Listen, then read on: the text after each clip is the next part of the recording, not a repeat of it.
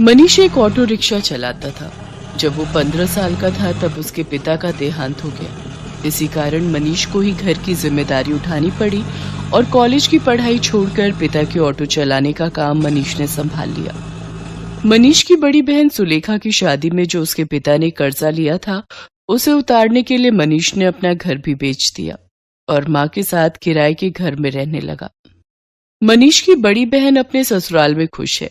इस बात की उसे बहुत तसल्ली है। माँ, सुलेखा दीदी का मेरे मोबाइल पर फोन आया है, तुम बात कर लो, फिर मैं ऑटो लेकर काम पर निकलता हूँ। हेलो सुलेखा दीदी, ये लो माँ से बात करो। हाँ बेटी, अपना ध्यान रखा कर, खूब खाया पिया कर, इससे बच्चे की सेहत पर अच्छा असर होगा। अब बस यही इच्छा है कि जल्दी से मैं नानी बन जाऊं और मनीष मामा। हाँ वो तो है, अब मामी कहलवाने वाली बस आ जाए तो मैं सुकून से तीर्थ यात्रा पर निकल जाऊंगी। नहीं, अपने नाती पोतों को खिलाकर ही तीर्थ यात्रा पर जाऊंगी। माँ, बस मनीष के लिए अच्छी सी लड़की ढूंढ लो जो घर संभाल ले। माँ, मुझे देर हो रही है, बाद में बात कर लेना। अच्छा सुलेखा, मैं तेरे से बाद में बात करती हूँ, मनीष को देर हो रही है। मनीष ऑटो लेकर काम पर निकलता है। उसे पहले ही बहुत देर हो चुकी थी, पर रास्ते में जाम भी बहुत था। वो सवारी का इंतजार कर रहा था, तभी उसका एक साथी जो उसकी तरह ऑटो चलाता था, वो किसी लड़की से झगड़ रहा था। अरे देखिए मैडम, ऐसा थोड़ी होता है? जब आपने मुझे यहाँ छोड़ने के लिए पैसे तय किए हैं तो चुपचाप मेरे पैसे दे दो ना। भैया, मैंने आपको बोला ना, मेरा पर्स रास्ते में कहीं गिर गया। मेरा मोबाइल फोन भी उसी में है और सारे पैसे भी। मेरा पर्स कहीं नहीं मिला। मैं तुम्हें बोल रही हूँ ना, मुझे अपना नंबर दे दो, मैं तुम्हारे नंबर पर पैसे भेज दूंगी। अभी मुझे देर हो रही है, मुझे सामने होटल में एक फंक्शन में पहुंचना है। क्या हुआ निरंजन, लड़ क्यों रहे हो सुबह सुबह? अरे देखना यार, सुबह सुबह पहली सवारी मिली और वो भी मुझे पैसे देने के लिए मना कर रही है। इन मैडम का पर्स कहीं खो गया है और मुझसे कह रही है कि पैसे बाद में देंगी। अरे ऐसा थोड़ी होता है भाई। कोई बात नहीं निरंजन, कभी कभी किसी की परेशानी को भी समझना चाहिए। एक काम कर, तेरे कितने पैसे बने? मैं दे देता हूँ, ये मैडम मुझे बाद में दे देंगी। मनीष निरंजन को ऑटो के 200 रुपए दे देता है। Thank you so much. मेरा नाम अर्चना है, आप मुझे अपना नंबर दे दो, मैं आपके नंबर पर ऑनलाइन पेमेंट भेज दूंगी। बाकी अगर मुझे देर ना होती तो मैं आपको अभी पैसे दे देती। अब कोई बात नहीं मैम, ये लीजिए मेरा नंबर। अर्चना नाम की वो लड़की मनीष का मोबाइल नंबर ले लेती है और अगले दिन मनीष के मोबाइल पर पैसे ट्रांसफर कर देती है। आपके पैसे मैंने अकाउंट में भेज दिए हैं, आप चेक कर लीजिए। और कल के लिए एक बार फिर से थैंक यू, आपने अनजान होकर भी मेरी मदद की। अर्चना और मनीष बात करने लगते हैं। अर्चना को मनीष से बात करना बहुत अच्छा लग रहा था।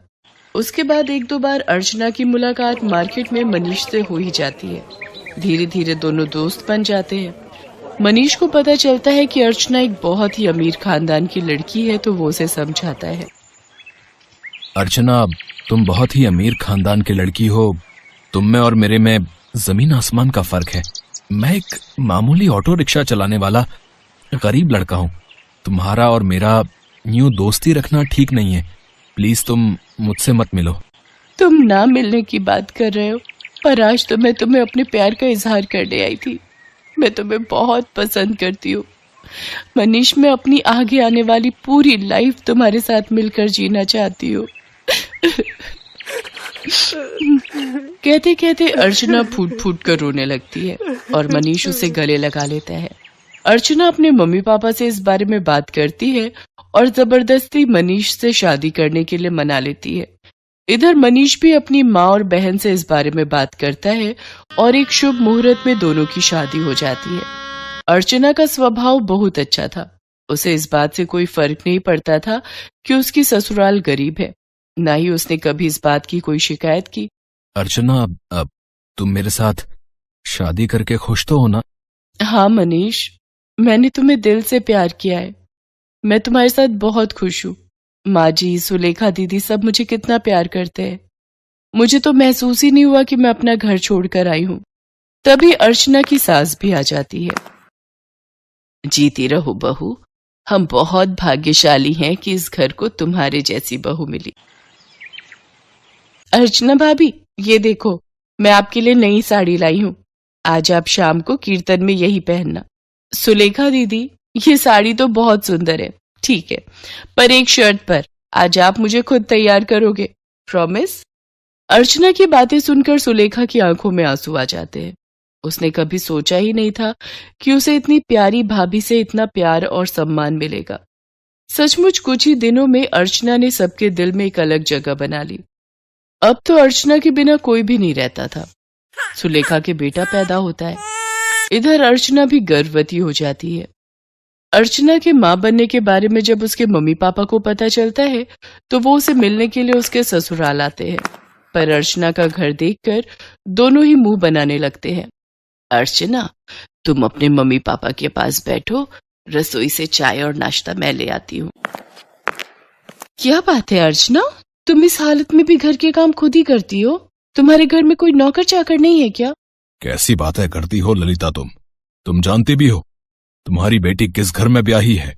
यहाँ 2 वक्त की रोटी खाने के लिए भी सोचना पड़ता है।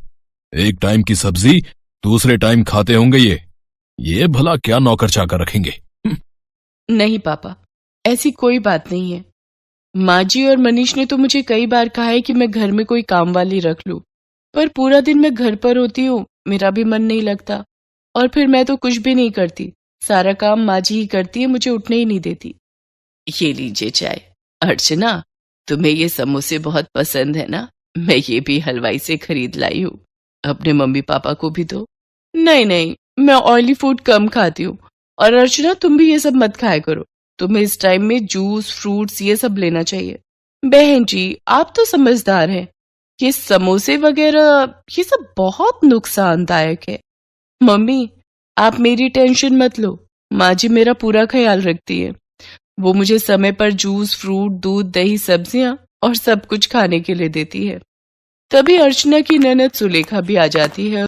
अर्चना भाभी, मैंने डॉक्टर से अपॉइंटमेंट ले लिया है, कल सुबह 11 बजे आपको मेरे साथ चलना है, तो आपका चेकअप हो जाएगा और बाकी जो इंजेक्शन वगैरह।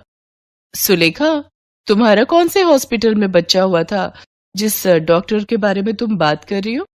जी, वो बड़े बाजार में जो हॉस्पिटल है जहाँ डॉक्टर नेहा बैठती हैं, वो सस्ता बेकार सा हॉस्पिटल।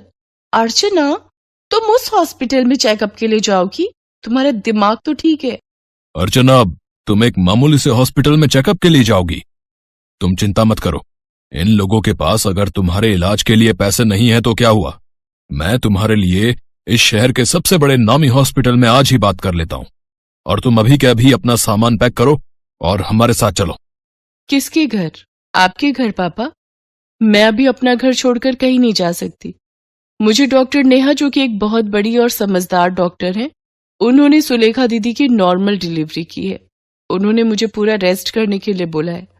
और शायद आपने ठीक से सुना नहीं, मुझे कल सुलेखा दीदी के साथ डॉक्टर के पास जाना है। आप थोड़ी देर और बैठेंगे या जा रहे हैं? क्योंकि अभी ना मनीष आने वाले हैं। वो शहर में एक नया रेस्टोरेंट खुला है, वहां पर मेरी फेवरेट आइसक्रीम मिलती है, तो आज मेरा वो खाने का प्लान है, तो हम सब डिनर के लिए जाने वाले हैं। अर्चना का ऐसा कोई प्लान नहीं था, ये उसकी सास और सुलेखा जानते थे, पर अर्चना अपने मम्मी पापा को एहसास दिलाना चाहती थी कि उसके ससुराल वालों का और अपमान ना ही करे तो उनके लिए बेहतर है। अर्चना के मम्मी पापा लज्जित हो जाते हैं और कुछ देर बाद वहां से चले जाते हैं। अर्चना की सास और ननद दोनों की आंखों में खुशी के आंसू थे। अर्चना अपनी सास और ननद के गले से लग जाती है।